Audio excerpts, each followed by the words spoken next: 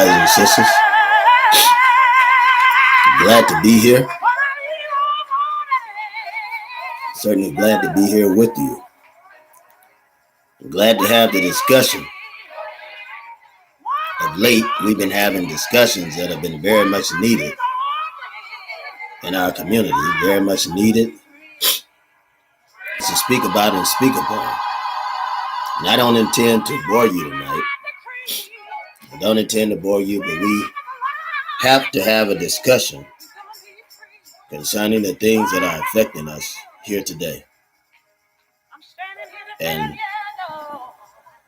brothers and sisters, it's a constant fight, so to speak, for us to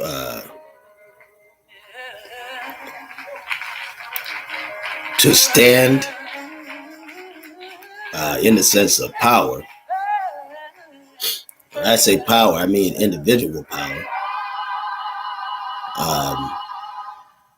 that we need as Black people. But it's a challenge for us to stand in individual power. And the reason is that we don't have, you and I, us, we don't have the integers yet in place for us to be equally separated economically, so to speak, and it'll never happen. Our liberation will never happen unless we separate. You and I have to separate from among the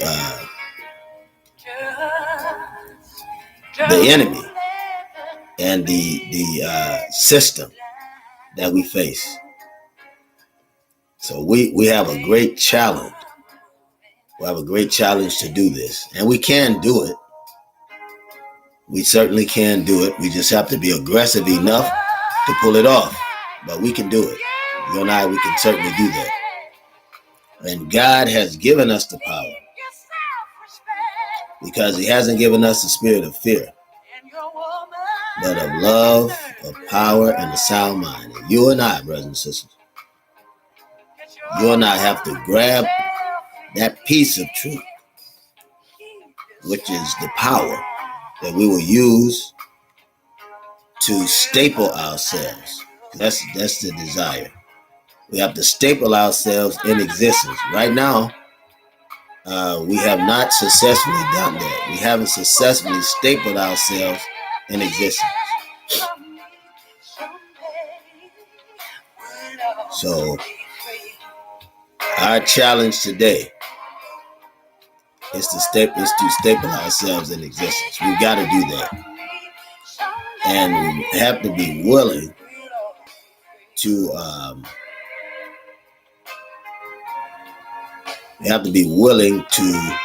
step out on faith to make our liberation happen. It'll never happen unless you and I step out.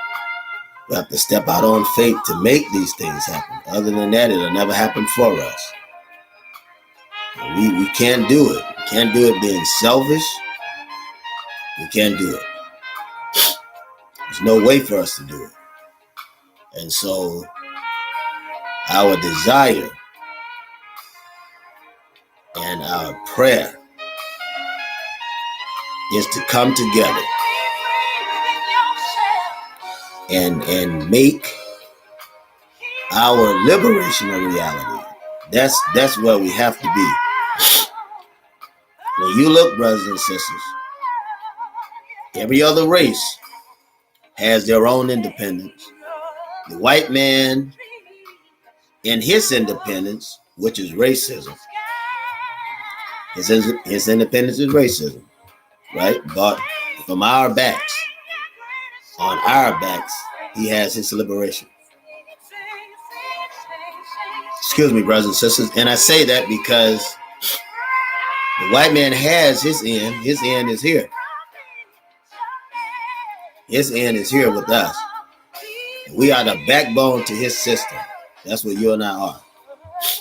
I just want you to be clear about it. I want us to have clear understanding that we are the backbone of the white man's existence, and that you and I will never as long as we live, will never, never ever achieve equality under his system. It'll never happen. It'll never happen.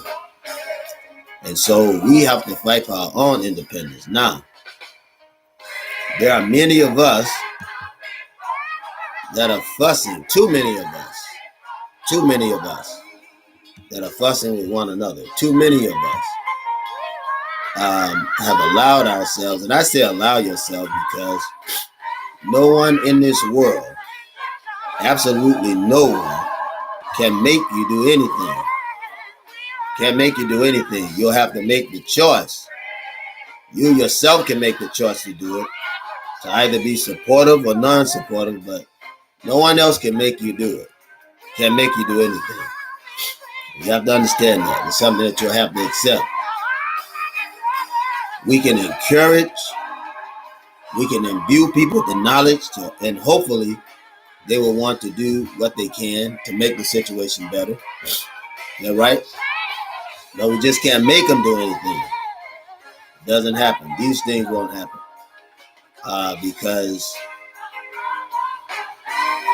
we have to appeal. I'm trying to do that with you every night. We'll have to appeal to our brothers and sisters, and hopefully through our appellation, right, that we'll get them to take responsibility and to support people in the community that are fighting to help them. And this is our gospel of black nationalism. This is our gospel beyond all the foolishness. Beyond all the foolishness. And this is something that we'll have to learn. We'll have to learn it. It's not something that's going to come to you. Right? It's something that you're going to have to learn. Something that you'll have to observe. Something that you'll have to invoke a need for. These things are not just going to come to you. And if you look, and I was looking at George Zimmerman. I don't know if anyone has seen that. I don't know if anyone has seen that. George Zimmerman, all you got to do is look on the web. But he has become a millionaire for the role that he played in establishing these mass shootings. That's what I'm telling you. He's the poster boy for this. And here this man shot a man who was running from him, shot a young boy who was running from him, got in the Florida court system, nothing happened. Nothing happened to him. I mean, he is literally untouchable. Literally untouchable. So this nation, and this is the reason why we have to have the gospel of black nationalism. Excuse me, brothers and sisters. Because the gospel of black nationalism is a gospel of liberation when it comes to black folk. And you shouldn't have to search for that one or that group that is serious about black nationalism. All groups that are teaching black nationalism are great groups to join if they're legitimately concerned about our people. Excuse me, brothers and sisters. Allergies is acting up. But everyone is concerned about their nationalism except the black man and the black woman of this planet. Everyone else, they're concerned about their nationalism. You look at the Asians. Their aid in China, in America. Their aid in China because they already know when it's all said and done, they got to have some place to go. The Mexican, they'll come over here. They send their money back home. Is that right or wrong? They'll do that because they know that their end is in Mexico. Look at the Native American. He'll never stray too far from his land, the land of his forefathers. He'll never do it. You only have a few of them that will come inside of the American society, and even when they do that, they've gotten wise to send certain spies and have connection with the red sellouts to a certain point, and these that are posing as sellouts bring the information back to the land of the red man's forefathers, right? You look at black people, we don't have enough sense to embrace Africa, not on a grand scale, and to ridicule and to make the African of Africa right and exact in Africa and here in America. And we don't have enough sense to separate from this white man or to support individuals or groups that are trying to build up people to get them to get in the mind of black nationalism. We don't have it. And this level of self-hate and this desire to get close to the white man, your master, for those that worship the white man, keeps us in the same bag and same boat that we've been in over the last 600 years. Brothers and sisters, aren't you tired of being slaves? I know I am.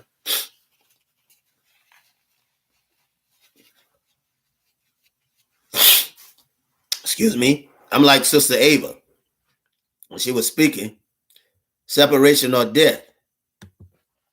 I'm tired of being behind the white man. I'm tired of living under the auspice of the white man, and I'm just tired of being in a position where the white man has the power to do as he will with me, because his court systems are going to stand right beside him. The white man's court system are going to do whatever he says. They're paying taxes to their court system. You out of your mind to think you're going to get justice through the courts or even justice through the United States nation. You're out of your mind.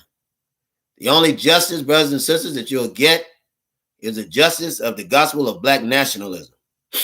And it's good when we talk about black nationalism. I'm not going to hold you long. Not going to hold you long.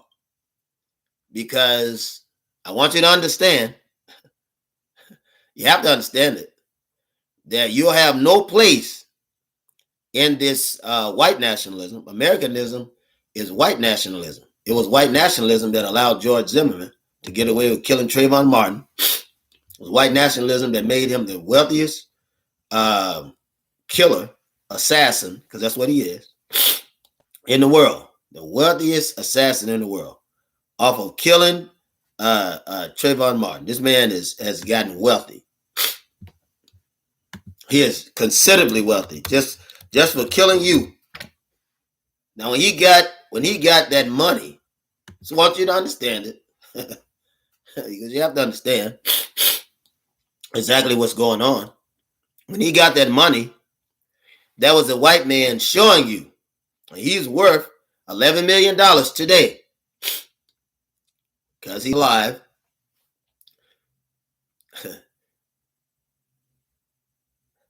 Tracy Martin, Trayvon's father, was supposed to have done something about that. Oh my God.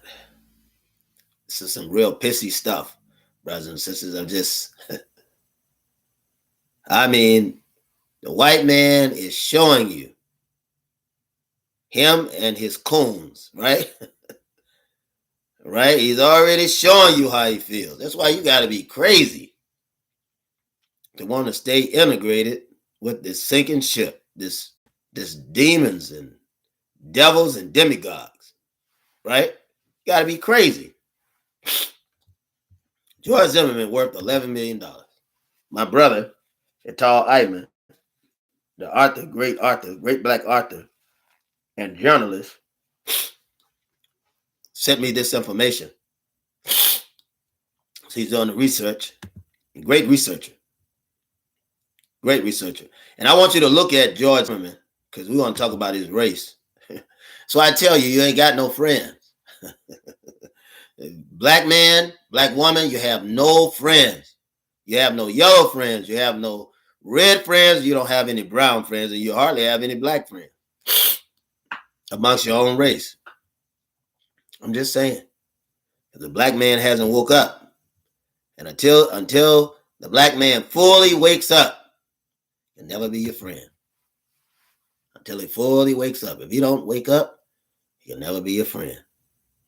He'll never be your friend. And this you have to understand. You have to understand it. You have to understand it. It is a travesty, brothers and sisters. Just a simple travesty, plain travesty, that in all of this time in our bondage, we're still fussing with one another. We refuse to support one another. I mean, I'm just almost completely burned out with that. I mean, completely burned out. I pray to Allah that he will give me the wisdom to say something to our people to pull them together. That's my desire, my prayer, that God will give me the wisdom, the words to say, that his spirit, his presence will go before me to be able to witness to our brothers and sisters so that their eyes can become open. Our eyes, brothers and sisters, need to be open. I mean, it is a shame. It is a simple shame. I don't know what else to say. I don't know what else to say. And because of our self-hate, because that's what we have for each other. We have it for each other and we have it for ourselves. Simple self-hate. Just got to call it what it is. You got to call it what it is. Simple self-hate. And because of our self-hate, we continue to be killed. We continue to be damaged. We continue, I mean, over and over and over and over again. I mean, this is gospel. This is the gospel of black nationalism. I got to wake you up. Greetings, sister. Money mama. Greetings. Salam alaikum. Feel you, brother. My son was killed by Atlanta police in 2006, and he was FOI. Sister, my heart goes out to you. My heart goes out to you. My God. I know the pain that you must be feeling because these Muslims on the Farrakhan, they're not going to fight that white man. Now, they'll kill you. And I hate to say this on the web. I hate to say it. Not all. It's not all. Not all. Because you got some that are awake. But the mass majority of them are asleep. Proof of which, they're letting these white so-called red men, white so-called brown men, white so-called yellow men come over to the Nation of Islam and rule over black brothers and sisters, darker skinned people. Where else do you see that in America? The white man is on top, right? The darker people on the bottom, right? Isn't that right? Around the world, where do you go? Anywhere around the world, you see what? White on top, black on the bottom. The black man, the black woman is oppressed. Is oppressed. Is oppressed. Is oppressed. You and I are oppressed by our enemy. By our enemy. The white man is your enemy. The brown man is your enemy. The yellow man is your enemy. The red man is your enemy. I have to say it. I have to say it because at least when you fuss about it, say, well, the brother is too extreme, because I know some red people are not that way, or I know some yellow people that are not that way, or I know some white people that are not that way. I know some brown people that are not that way. I know some black people that are not that way. Isn't that right? The message is to the black man, because we already know that he's divided, and we're divided amongst one another. But the key message is for the black race. We have to get the black man. This message that Most Honorable Elijah Muhammad taught is not for the red man, the yellow man, or the brown man. It's not for them. The red man has advantages that you don't have. It's the red man. On many scales, sold you out. Not all, I agree. But many did. Many did. The yellow man, what did he do? He sold you out. Not all, I agree. But many did. The brown man, he's selling you out every day. Not all, I agree, but the majority of them did. And how are you going to separate the one that sold you out from the one that didn't sell you out? I'm just asking. This is just a question I have. Just a question. But if you had a billion bees, remember this? Remember? We're going back to the bees. If you had a billion bees, brothers and sisters, 1 billion bees, and I told you, and I got a bee outfit on, and I told you, I said, brother and sister, don't worry. There's a billion bees. I know. I got a bee outfit on now. Telling you, giving you instruction. But there's a million bees among those billion bees that don't have stingers. Brothers and sisters, you be out of your mind waiting around there, letting a billion bees sting you to get to a million bees that may not have stingers. So you have to treat all as enemies. If you got a pit full of snakes, and I'm down in the pit and you're standing up there above the pit, and you tell me, well, brother, I know you got some cobra and water moccasins around there, but there's some garden snakes there too. As a matter of fact, I think most of them are garden snakes. Now, he's not in the pit. He's out of the pit. And he tells you, so brother, you can lay down in the middle of those snakes and go to sleep. Brothers and sisters, you be out of your mind to get restful in that pit. You should be getting restless in the pit and finding out how you can get out of it. Because you be out of your mind to believe, you just would be just plain foolish to believe that somehow that there's an area in that pit that is non-poisonous. The white man used Christianity against you the very same way. He does. Excuse me, brothers and sisters.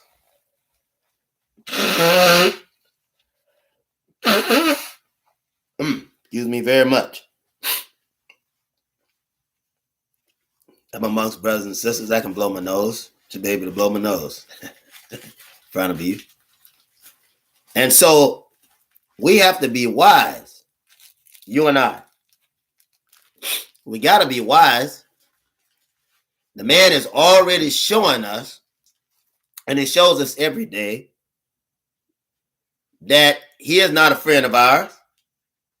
And it was he, the white man, who brought you and I over here. Isn't that right? Who caught us, put us in chains. And brothers and sisters, he had some Africans helping him do that. Helping him do it. When I look at shows where brothers and sisters are ripping each other down, right? I'm not talking about the truth. I'm talking about telling the truth. When you're telling the truth, that's different. But when you see shows where the offense, or those that should be on the offense, are on attack, I'm not talking about spitting knowledge or telling truth, because you need to tell truth. But when these half truths, when you hear these half truths, it affects us, because there are black people that are literally protecting the white race when they tell you not to get a gun to protect yourself. And I know that brothers and sisters talking about right now, well, brother, the Muslim not supposed to carry a gun. You can't carry a gun in formation, brothers. You can't carry a gun in a temple. This is true. But brothers and sisters, I've been in a nation a long time and dealing with the nation in a long time. And I tell you what, the brothers are not fools. The brothers are not fools. I'll just leave it that way. If you've ever been in the FOI, then you know exactly what I'm talking about. The only difference is this. It's a poor soldier that would allow his enemy to know all the tricks and trades. That's a poor soldier. And all praises be to God, Allah, Jesus Christ, whoever you want. All praises be that the brothers have sense. And there's a great falling away, brothers and sisters. You'll see it. If you don't see it now, you're going to see it. There's a great, great, great falling away from Farrakhan. Because people begin to see. They're beginning to see exactly what he's about. They're seeing it. And they're not fooled. Not fooled. And when you have people speaking, and I'll tell you why. So you got to pay attention to what's going on. See, Dr. Ava Muhammad, excuse me, peace be upon her, as one of our most fearless black leaders. Dr. Ava Muhammad didn't just die, she was assassinated for a reason. See, you gotta understand this. You gotta understand this. Her life was stopped for a reason. She's teaching black separation or black death. Separation or death. Right? She's teaching it. Separation or death. And Farrakhan, excuse me, is going to another transformation, should say transmobilization, to another flag, so to speak, or destination as it relates to the evolution of the Muslim under Farrakhan away from the teachings of the Most Honorable Elijah Muhammad. And if you look, the Muslim community is getting lighter and lighter. It's crazy. And I try to tell you these things so you'll know it. I try to tell you. Now, the white man is hired talk show hosts to bring down strong fighters for liberation. Now, everybody fighting in black nationalism is not concerned about liberation. They're not concerned about it. Many of them are fighting in black nationalism as a reinvention of themselves. This reinvention is not necessarily for the people. Excuse me, and you have to know that. This reinvention may be selfish in scope because if they can get the attention that they want, then many of them will fully sell out. Now, you have a lot of them that have sold out. That's why I try to hang on to any real nationalists that I find. You got to hang on to them. They're rare, brothers and sisters. It's lonely. It's a lonely road. It's a very lonely road. You got a lot of pretenders. You got a lot of naysayers that'll say one thing, right? And they're not serious or consistent about black nationalism. They'll say one thing and do another. Their habits are not those of black nationalists, not true black nationalists. And their lifestyle is not right and exact. And no matter where you are, brothers and sisters, your lifestyle is going to have to be right and it's going to have to be exact. No matter where you are, you have to have a lifestyle that's right and exact. Because this is what separates you from the rest, and this is what allows you to talk about true liberation. True liberation. And true liberation is not for sale. Not true liberation. Now you got a lot of fake liberation. Who the white man put in front of you. Yeah. You got black leaders that the white man has put in front of you. Put in front of you. And these people that the white man has put in front of you are paid and subsidized by the white man to do evil. And their job is to do such a job that they'll push people that would normally support you, push them away from you. And they act like that they're actually doing the will of God, when in reality they've been paid and subsidized to do the will of Satan. And it's very satanic. Very satanic. And the purpose is to get you off of your mark. What is your mark, brothers and sisters? Total liberation. Total separation from this white man. Total liberation and total separation. That's your job. This is where you should want to be. This is where you should want to go. And when you don't have that, you're in an area of bondage, not only physically, but mentally, socially, psychologically, biologically, physiologically, and otherwise. Because the great boom is this genetic modified race, because that's what it is, that would do what the white man says, would hear what the white man want them to hear, eat what the white man want them to eat, right? Defecate what the white man wants them to defecate. And whatever the white man wants, even if he wants them to die, they're willing to do that. Because even death, Black Death, is for sale. Benjamin Crump, brothers and sisters. Benjamin Crump,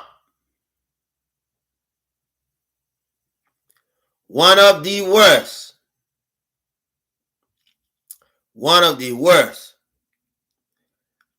tricks of law, one of the worst tricks of justice, one of the worst participants in the so-called, quote-unquote, Department of Justice. What does he do?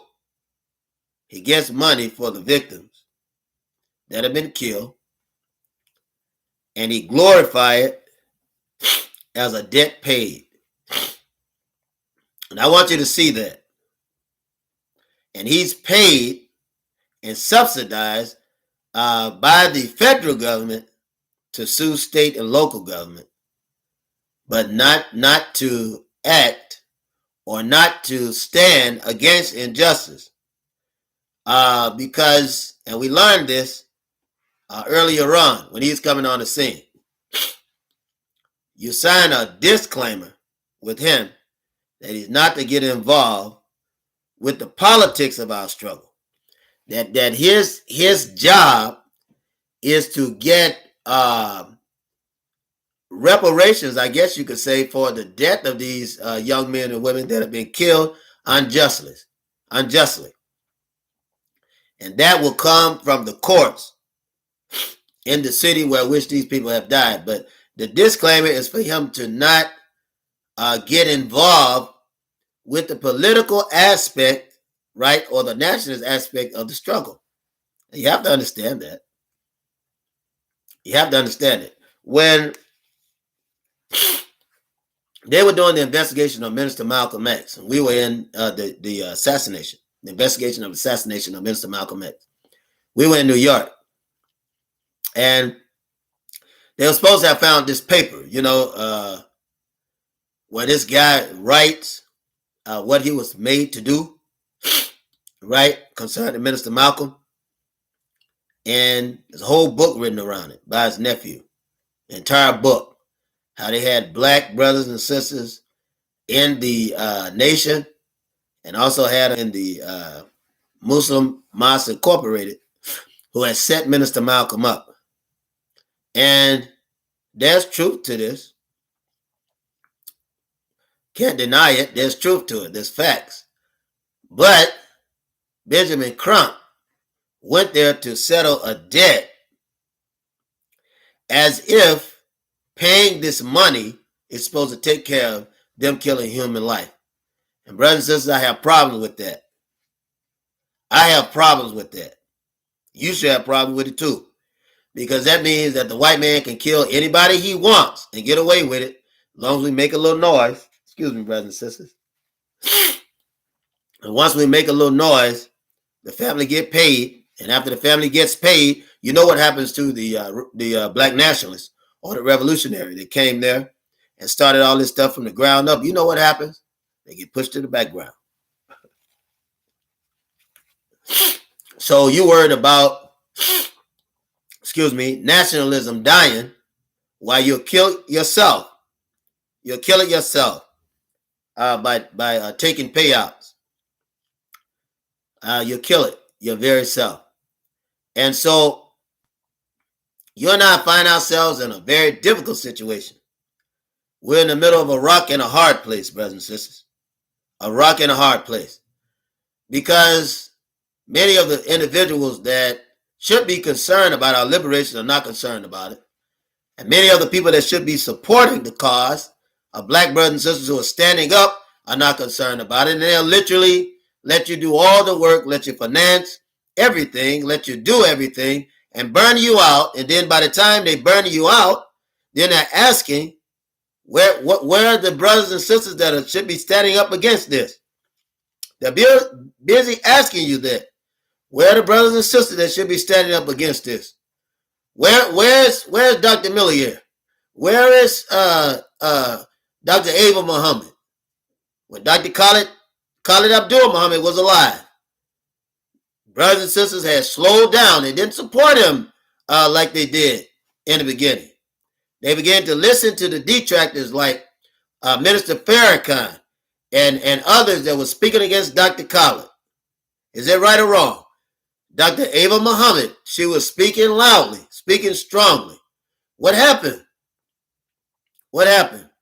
A sister that was working every day. She didn't get much support from the brothers and sisters. Anytime something happened and she wanted to make a comment against it, even the media, right? I'm talking about social media. Us wouldn't capture it. So I send brothers and sisters down with Black Nationalist Network to record everything that they were doing. We'd raise the money, get down there and start recording it. You see, no one can force you, brothers and sisters, to fight for yourself or to stand up for yourself. Nobody can do that. No one. The only people that can do that is you. You're the only one that can do it. Can't nobody else do it. Those of us that are standing out are getting tired of telling you and educating you and then begging you for support. I mean, it's tiresome. Why you should commit yourself to do these things so that you could keep these organizations going. Doesn't take much. It doesn't take much. And we have to be unselfish to do it. Unselfish. Now, take Taharka Bey, for instance. He has a show where he lies against people. Not all. Not all. I've seen some shows that may have some plausibility. But the other part of it is a bunch of foolishness. Initially, there was a great show with a great focus. But, and because we saw it as a great example of what could be done when black people stick together. And even though, irregardless of his past life, we thought that it was a great show. Of course, I didn't know anything about his past life because had I known that, I wouldn't have done one show. Kept talking about he had a past life, but I didn't know that it was just a day old. So brother began to attack everything out there. We found out it was a setup for me to get on the show. The brothers, the nationalist community, literally set me up. Literally told me to get on the show to discover what's going on. And I have to tell you, I've said this before. We got on the show to investigate and to get a relationship, to get close, to find out what's going on. Find out that the brother had land, property, houses, and all of that, and he had a full criminal background up to the very date, and that to this very date, still doing criminal activity, to this very day. But it's amazing how many of us will flock to foolish stuff. No plan, just entertainment. Brothers and sisters, it's time out for us being that foolish. I would rather have, and I've said it before, I would rather have 100 to follow me than 1,000,000 that's against me, or 1,000,000 that is inactive. I'd rather have 100 that will follow and walk with me to get some understanding, and that I would be able to get some understanding from them, so that we could work together and change the miserable condition that the black man is in. And it has to start somewhere. It has to start somewhere. It's not just going to come. See, there are a lot of us looking for Jesus, still looking for Jesus, to come out of the sky with 10,000 of his saints. You're looking for a man to come out of the sky riding on a horse. Not to mention the man you got in your mind is a white man. He's the color of the white man. What are you saying? The white man told you in iron slavery, right? Our forebearance and foreparents. He said the white man was God. When he painted Jesus white. When you got the Bible to read it, you're looking at white Jesus. You're looking at white prophets. Now, it's a big lie, right? Because you don't get no white people in a hot climate. They can't stand a hot climate. But you buy it and drink it up, right, as if it's the gospel. Is that right or wrong? And as a result, you begin to see the white man as God. You begin to see him as God. Now, he's not God, and it's plain as day that he's not. But the problem is we can't get you to see it. We can't get you to see it because no matter how loud you yell, no matter how much soul you believe you have in your heart, because of the abuse and the objections of the white man, you don't believe that you can do anything unless the white man is involved. And I might as well tell you, brothers and sisters, because it's the truth. It's a hard pill to swallow. It's hard to swallow, but it's the truth. You will beat back every nationalist, every last one of them. You'll beat them back. You think they're saying too much? You'll stop attending the meetings. We should be meeting all over the place right now. We should be meeting all over the place.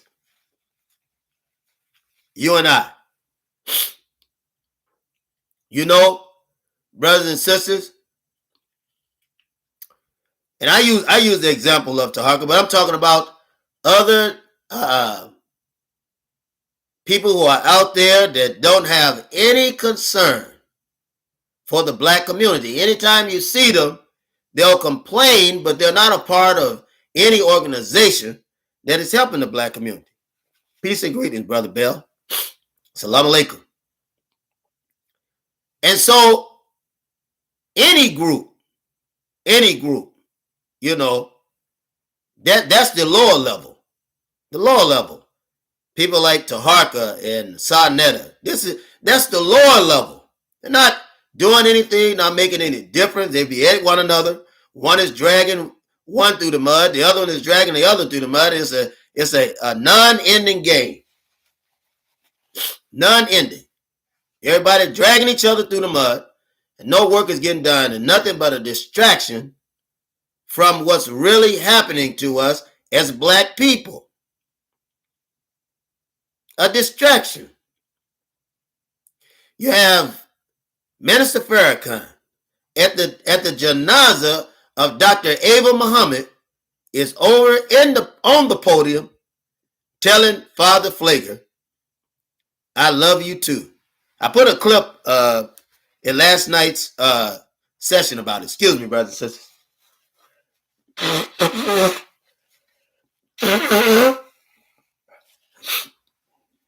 I'm going to blow my nose because I'm among brothers and sisters.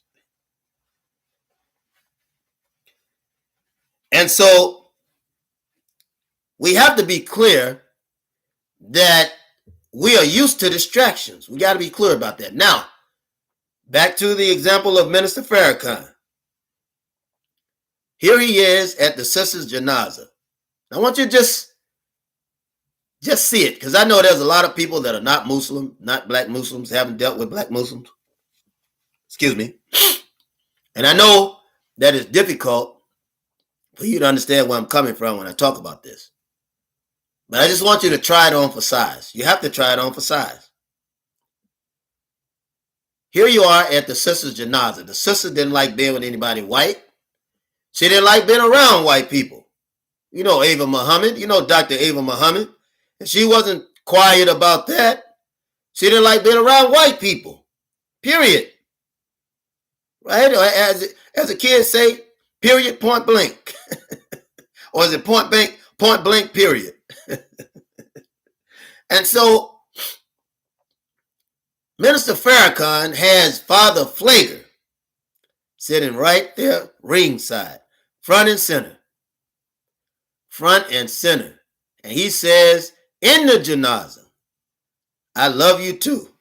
And I'm going to post this again because I know there are those like, well, I didn't see it and too lazy to pull it up. But this is one thing, I don't normally do this, but this is one thing I'm going to pull up because you got to have it. You got to have it. It's crazy. Crazy. Just really, really, really, really crazy. I mean, when you look at what's going on in front of us, and brothers and sisters still can't figure it out. Here it is. Here it is happening right in front of us. Right in front of us. And brothers and sisters still can't figure it out. Do you want to figure it out? Here Farrakhan is, and I'm going to get this up for you. Bear with me.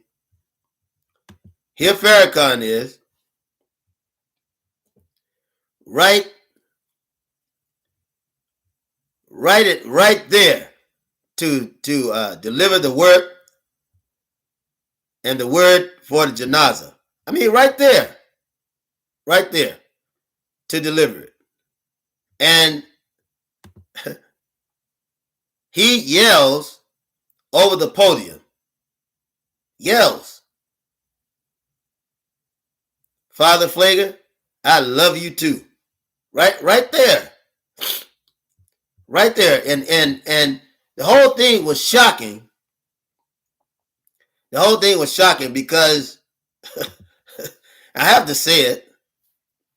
Here you got a white man at a black sister's funeral, right? And here Farrakhan is like a slave trying to be favorable to a white devil at the sister's janazah. At her janazah, here he is trying to be favorable to this white devil.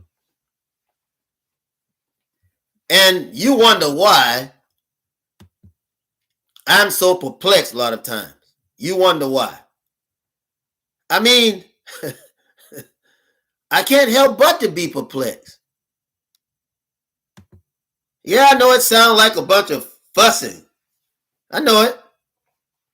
Because you're not used to anybody talking to you and telling you the truth. So I'm going to put it, here is Farrakhan.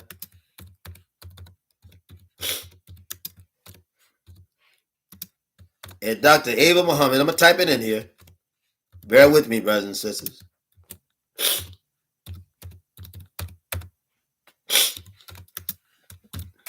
Because I think you should know. You should know all truths. I've been telling you about Farrakhan for years. And now I know that you're seeing it. I believe that you're starting to see. But I'm going to put this in there so you can go on and watch it. But it's a shame. You know, he's a distraction. He's a distraction. He's a distraction. He never, even when he was brought into the nation, we believe that he was put there by the CIA and FBI. Put there by the CIA and FBI to distort, to derail, and deviate the teachings of the Most Honorable Elijah Muhammad. And if you look, he's been doing just that. He has succeeded in doing just that. So you have to understand, brothers and sisters, and I pray, I really do. I pray to the Almighty God that you are in Salat, that you are praying, that you will not only pray, but pray without ceasing, that God, the owner of the vineyard, will send in real workers to the vineyard so that the work can be done. Workers who are going to get the wheat with the tare, and that God has given the eyesight and the wisdom to divide them. Because in the end, brothers and sisters, the wheat and the tare should be divided. We're in the end time. Brothers, this is the great beyond. What kind of beyond? Well, we'll step in where there'll be no white man in charge. See? But you're afraid to step in your destiny, just like the parable of the children of Egypt, the story of the children of Egypt, rather the children of Israel, the true children of Israel. You are my ancestors in bondage of Egypt that had been taken over by the white man, a Pharaoh that knew not Joseph. This wasn't a black Pharaoh, it was a white one that came in, mistreating and manipulating the people, right? Putting black people in place, such as Cleopatra and certain of the kings, right? Certain of the pharaohs, putting them in place to mislead the people. When at the top level, there had been a coup d'etat or a takeover of Egypt or Kemet. See? And Farrakhan is a copyon. He's been put in that place to mislead you. The sister, Money Mama, says she saw it. She says she saw it. I put the clip in there so all of you could get a chance to look in it, get a chance to see it, so that you know that the brother's on point. I mean, who does this inside of the Muslim temple? Where is this taught in the teachings of the Most Honorable Elijah Muhammad? Brothers and sisters, it's not taught. I talk about Farrakhan because he made himself a religious leader, and his financiers or financiers, those that he answered to, have continued to give him monies to make sure that he stays on track. And every now and then he'll tell you and I, if you listen to him, that they're poisoning him or they're trying to kill him. Nobody's trying to kill Farrakhan. Farrakhan dies, it's only because of his old age. But they're not trying to kill him. As a matter of fact, they're trying to keep him alive. You have to understand that. You have to know it.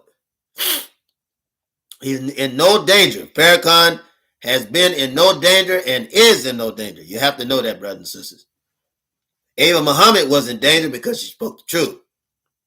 You and I are in danger anytime we speak the truth. We're in danger. Farrakhan's not in any danger because he has too many safety nets around him. I mean, it's just horrible, brothers and sisters. And those of us that are out here that need your help, don't forget to thumbs up, like, and subscribe, please. All comments are welcome in the comment section. We certainly can use the participation. Those of us that need your help, brothers and sisters, you'll let people discourage you from helping us for doing the right thing. Those of us that have a conviction to speak these things, you'll let them stop you from helping us. And in doing that, which is nothing but another trick of the white man in your DNA, you learned it as slaves. You learned it as slaves because Africa is a communal society. It's a village society. So you're always helping, contributing for something in your village to make it better. But right now, you need to know that because you're in bondage, then you're acting as slaves in bondage. Because you've been abused, you're acting as slaves that have been abused. Right? So it's like the birds that were in the cage for over 30 years. They fly the length, height, and breadth and width of the cage. With the door open, they've been in that cage so long, they're used to it. And in order to free them, you have to reach your hand in and get each one of them one by one to try to free them. And even when you do that, brothers and sisters, the birds may peck you while you're trying to help them get free. That's the truth. So you and I have been in bondage for so long, till when you get someone who's telling you the door is open, now it's time to go now. You've been in that cage for so long, you've gotten used to it, and it's comfortable for you to stay there. The children of Israel was leaving the Egyptian bondage. They wanted to stay. God was telling them to leave, but they wanted to stay. Is that right or wrong? God is telling you that it's time to leave, and you want to stay. And people have found every other reason to stay, right? And not take over your destiny. Take control of your life, brothers and sisters. Take control of your life. This gospel is black nationalism. That's what Jesus preached. He preached black nationalism. Don't forget to thumbs up, like, and subscribe, brothers and sisters, please. We can certainly use your participation.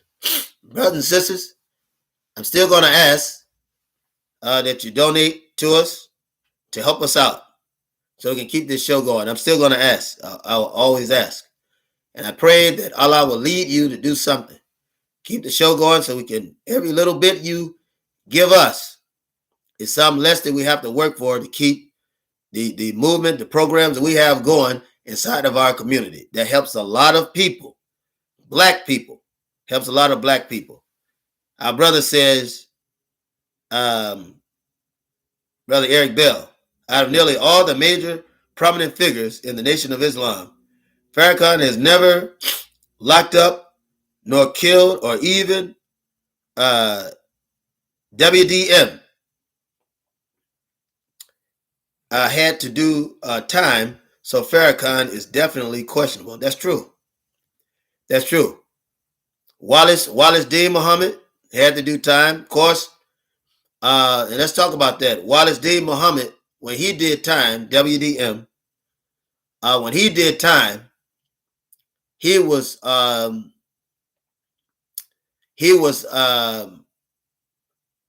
converted over as a spy, COINTELPRO.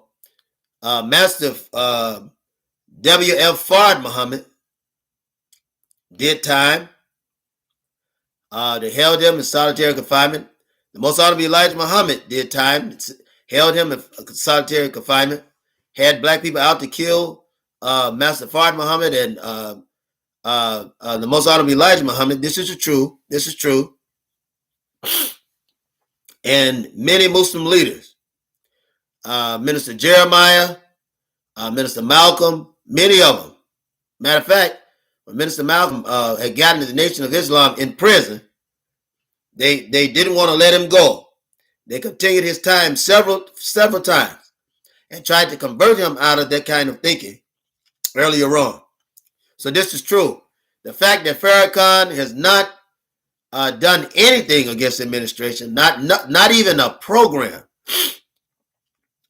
not one program. I mean, for instance, getting land and setting houses on land and building an area where just Muslim could live, or black people, the same way that Albert Cleage did. Albert Cleage built in Beulah land in Calhoun Falls, South Carolina. But Farrakhan has yet to build a single community that is independent with only black people there. Now, to sell these houses and to provide living. Brothers and sisters, he certainly has the money to do it, but he has never done it. And there's a reason for that. I'm just trying to tell you that there's a reason for it. That's all. And yeah, when we get on here, we ask for things. We're not begging, though, because we want you to purchase books and stuff, so we can keep getting by. I mean, doesn't Farrakhan sell books and he's not doing anything? Right? He sells books. We have a Message to the Black Man and all the other books, too, that you would want. But we have, more than anything else, we have other books that give you the truth on points of what we're speaking. We have soaps. We have candies. We have clothing. We have lots of things that you can purchase. So many things that you can purchase. And it's easy, brothers and sisters, as I type this in, it's easy to get discouraged. It's easy to get discouraged. You know, you'll know a tree by the fruit that it bears. You'll know a tree. You have people with you as long as everything is all right, they're with you. As long as everything's all right, they're right there with you. You ain't got to worry about it. But you let some challenges start coming, and even when those challenges are lies, people begin to pull away from you. Begin to pull away. Why? You've done your work. You've been working for over 25 years, and the people can see it, can literally see it. But the fact that somebody has said something arbitrary, then they go on to do the very thing that they were going to do in the first place. And you know why? The reason is that we have grown adaptable to individuals that mean us no good and have become unadaptable for truth, sound doctrine. And in the scriptures, isn't it true that it says the time will come when men and women will not endure sound doctrine? They'll go toward every wind in doctrine, but not sound doctrine. They won't endure it. Peace and greetings, Sister Yafaya. Salam alaikum. Glad to have you with us tonight. And so we have to be steadfast. I'll say it forever. Unmovable, right? Convinced. Always abounding, right? Dig in deep for the work that God has before us. What is God's work? What is his work? That we will raise brothers and sisters up out of their condition and guide them to eternal life. That's God's work, and it comes from us. We can't deliver anyone, but with the blueprint and being obedient to the work of God as it's relayed through the most honorable Elijah Muhammad, we can deliver people. With the power of God, God will do the deliverance, but he'll use us as vessels to do it. This is black nationalism. We're concerned about the black drunk, the prostitute, right? The drug addict, the pimp, the drug dealer, that if our message will change their lives. Anyone that's trying to commit suicide, we build pride within them and let them know that they have a worth. We've got to do it, brothers and sisters. And in the middle of all of this, a war is going on where they're shooting black and white people. Also, you got George Zimmerman, who is $11 million richer. $11 million.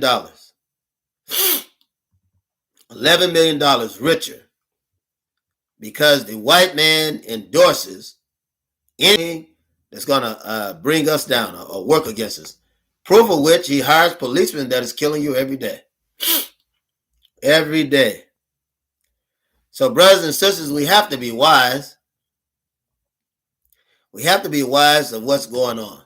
You and I have to use our knowledge, our wisdom that God gave us to support all of those that are working to deliver us from evil. When we pray,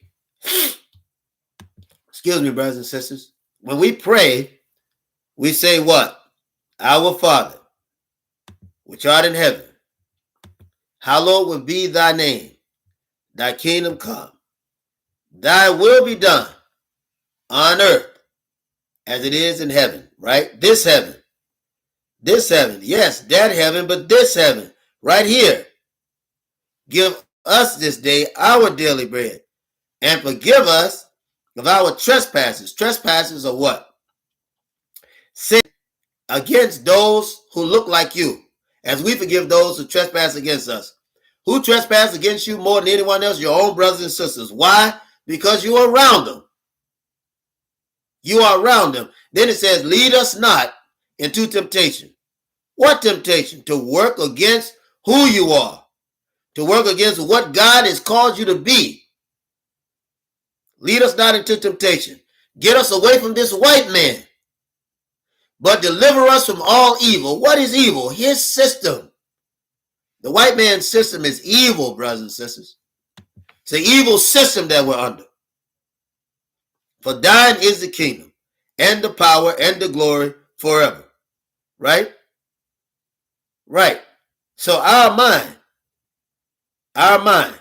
and we got to be intelligent today. God is calling us to be and exercise intelligence. Our brother Eric says, I live next to the sanctuary building of the Black Shrine of Madonna.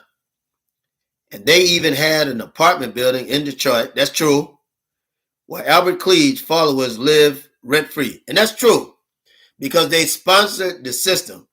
Also, brother, they sponsored his program. Also, in Atlanta, Georgia, they have a shrine there, Shrine of Black Madonna there. I believe in one area, if I make no mistake, they have a branch in Ohio that merged with the Ethiopian Orthodox Church, and they have some property that does things. And in Beulah, South Carolina, they have a whole community that Albert Cleage built for the black people before they poisoned him in February of 2000. And everyone else can see that we need to be black nationalists, should be separating. This is what Dr. Ava Muhammad talked about. She knew Cleage too. All of us know him. And we can't even get to our doorway of independence because you got brothers and sisters that are acting so foolish.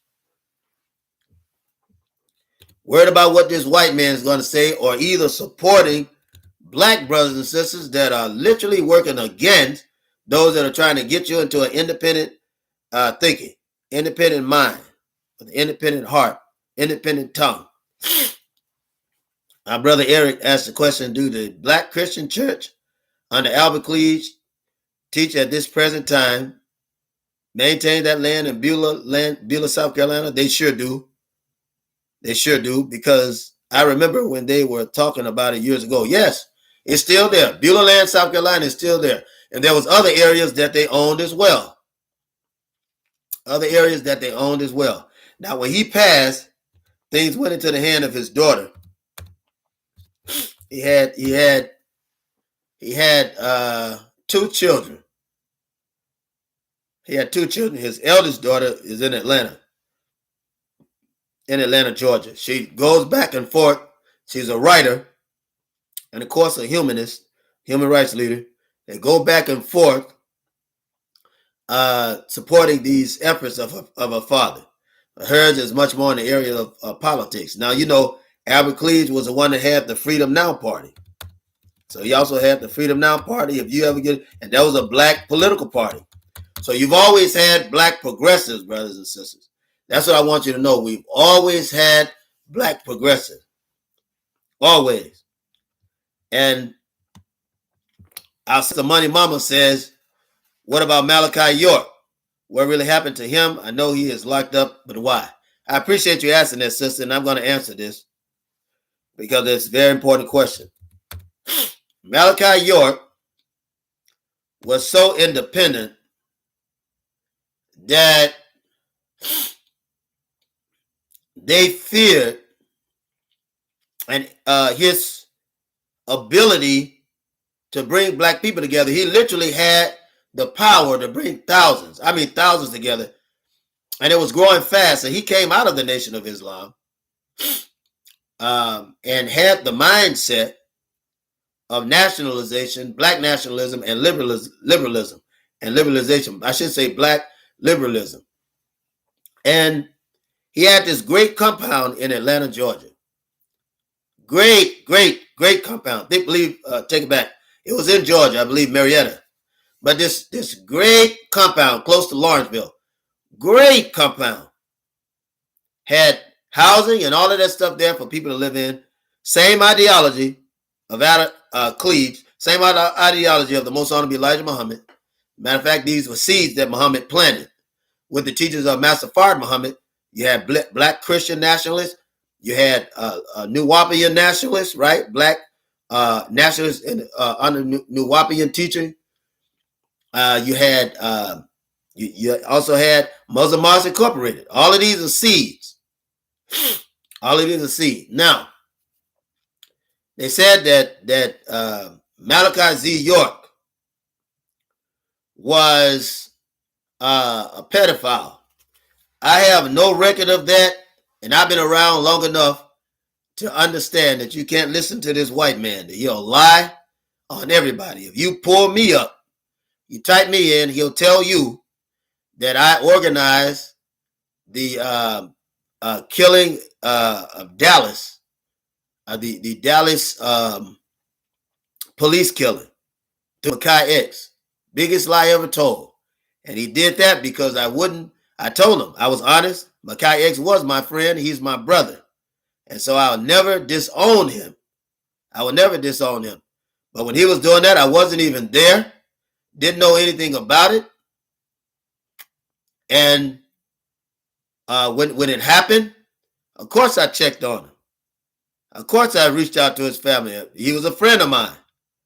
And they said that did they believe that he had been recruited? Well, they knew we were friends.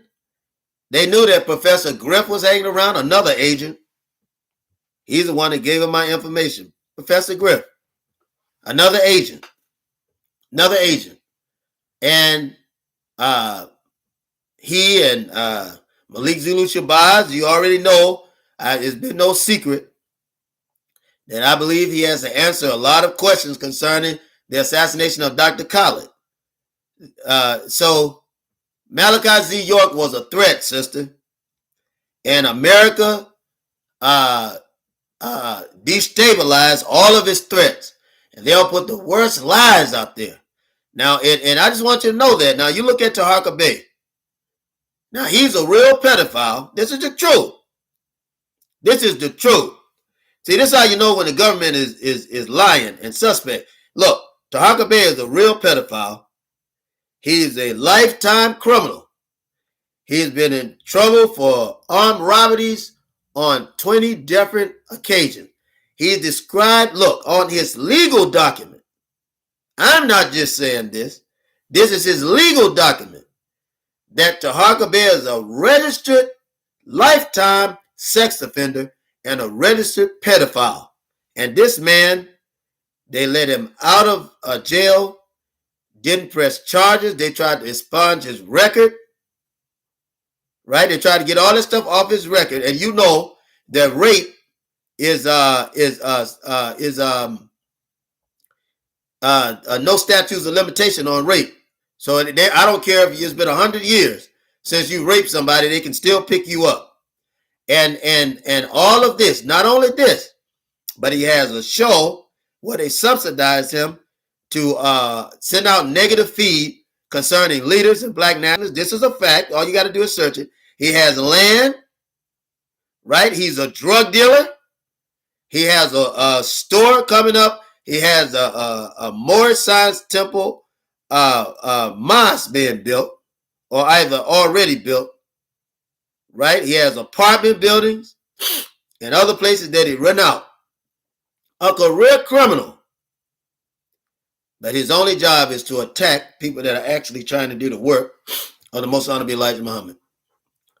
And here Malachi Z. York is arrested based on informants that were put in the organization to validate this false lie and claim.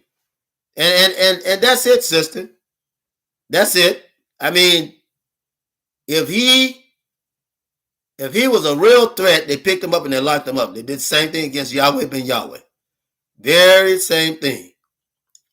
You got people like Amali Yeshiteli, who has been of no benefit to the black community, that have white people all through his organization in the Uhuru movement, all through his organization.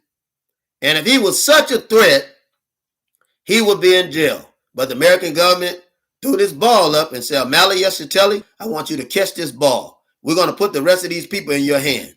But the only difference is we've gotten wiser and smarter. And we know that the only difference in him yesterday and today is that yesterday he was a young informant and agent of the FBI. And today he's an older coon handkerchief head agent of the FBI, but he's still not to be trusted, and we already know.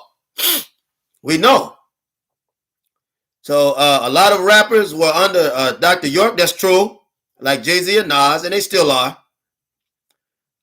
Professor Griff is a sellout. Yeah, he's an agent. Dr. Khalid Muhammad was skeptical about him, and also Professor Griff spoke bad about Khalid Muhammad after he died and wanted to get on Farrakhan's good side. You got two agents working together. That's why I tell you, these agents will bag each other up.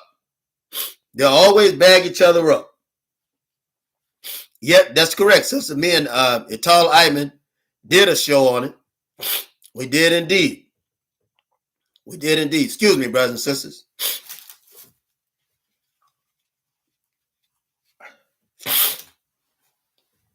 So yeah, Money Mama, yeah. Professor Griff is something else. And here's the other thing. He got mad at Sister Zaza Ali and threw her under the bus. So he got angry with her. They went in a relationship together. And her name is Zaza Ali. I'm going to type that in. And he threw her under the bus. That's the way he does. He's like that. Griff is like that. He's something else. See? and this is the reason why we can't get much done. It's the reason why we can't get much done. So I just want to tell you. Now, I don't believe that Zaza was an agent. I don't believe that she was manipulating people. I don't believe any of that. Because if she was, here's the thing, she was a threat. Because if she hadn't been a threat, they wouldn't have worked so hard against her. And that's what you got to know. The government is going to work hard against anyone that's a threat. And right now, you see how Professor Griff and the others came against Zaza. I don't know. I'm not saying anything against what happened, but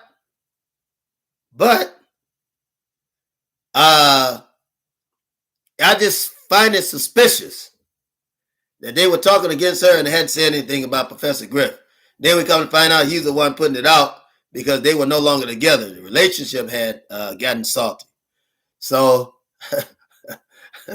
I mean, it's amazing.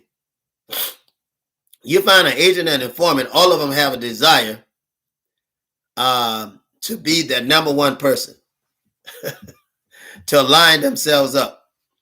Malik Zulu Shabazz, he wanted to capitalize off of Dr. Khalid Muhammad. He got it in his hands now. He killed to get it. He got it in his hands, and he can't even do anything with it. Can't even do anything with it. And if he didn't do it, then he needs to come before the brothers and sisters and explain to us what happened. We'll listen. But you have to be able to explain to us. And it's something that he's failed to do. See? He goes back and forth. You can't trust him. You can't trust him. You have to be steadfast. See? And if you got any backbone in you and somebody come against you, all you got to keep doing is going down the right track. You keep going down the right track, and eventually, brothers and sisters, you'll get beyond all of that, and people will open their eyes and say, hey, that brother is real. Whatever they said about him, it didn't stop him from doing their job.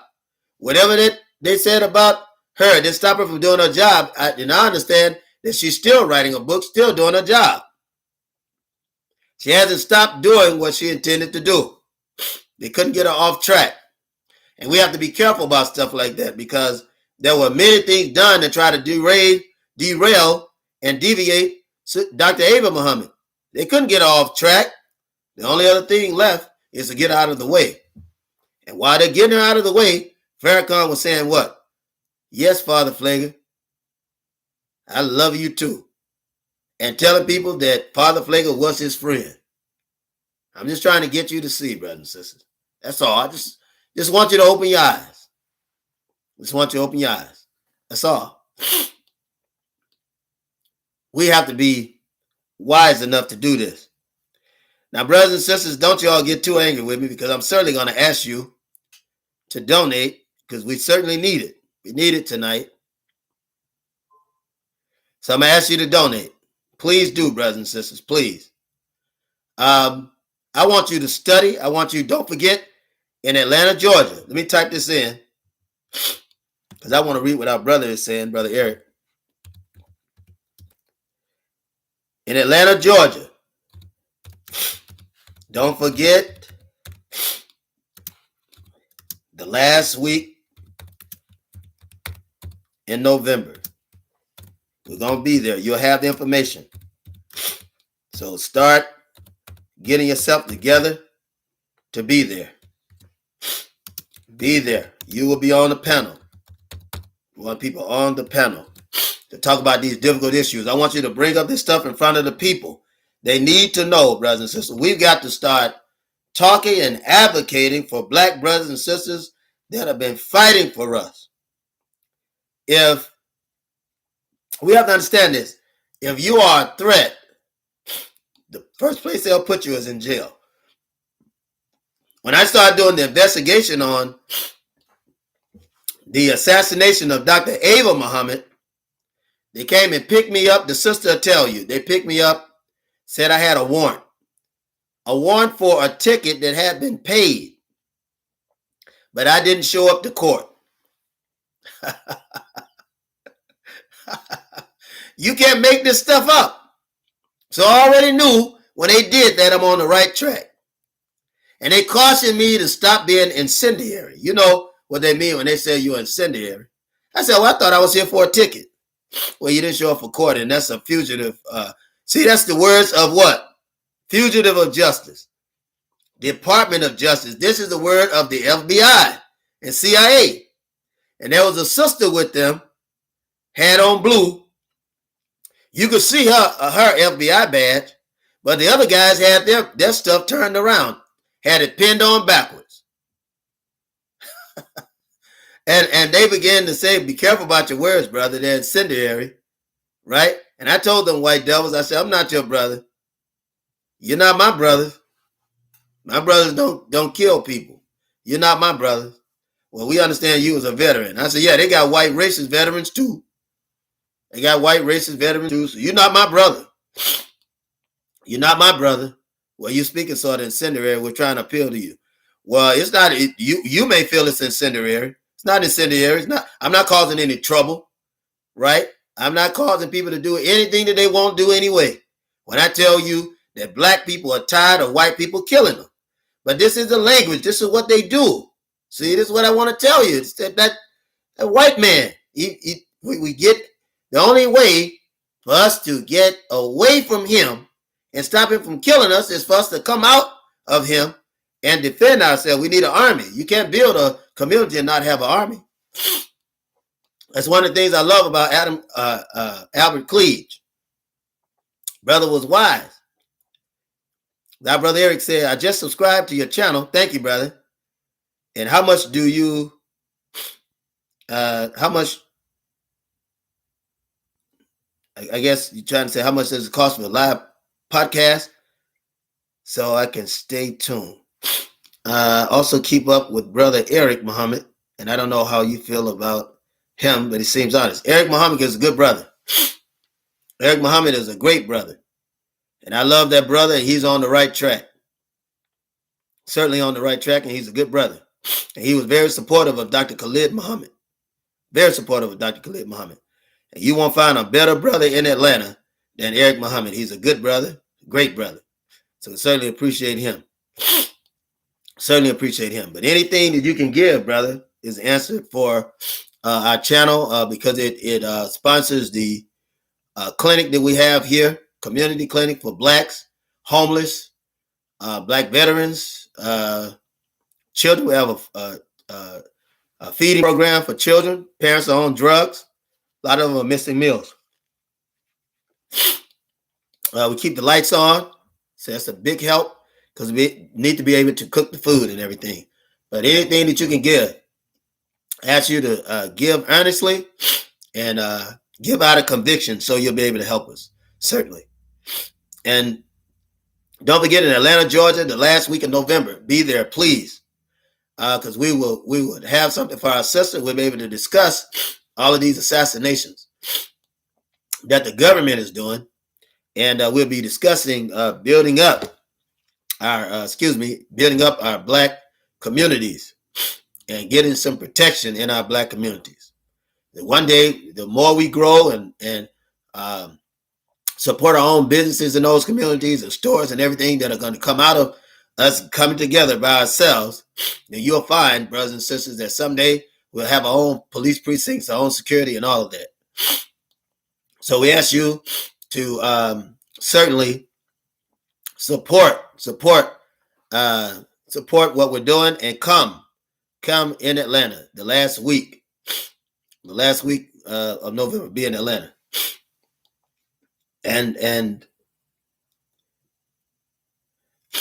our brother says, hopefully I'm right about Eric Muhammad, because he does teach Elijah's teaching and in his Peers Forum, as well as some others still do. That's true, brother, and I believe we're right. I don't think you'll be disappointed about Brother Eric Muhammad. I don't believe that you'll be disappointed. The brother is doing a great job. He's standing up. He's right and exact. He's certainly being right and exact.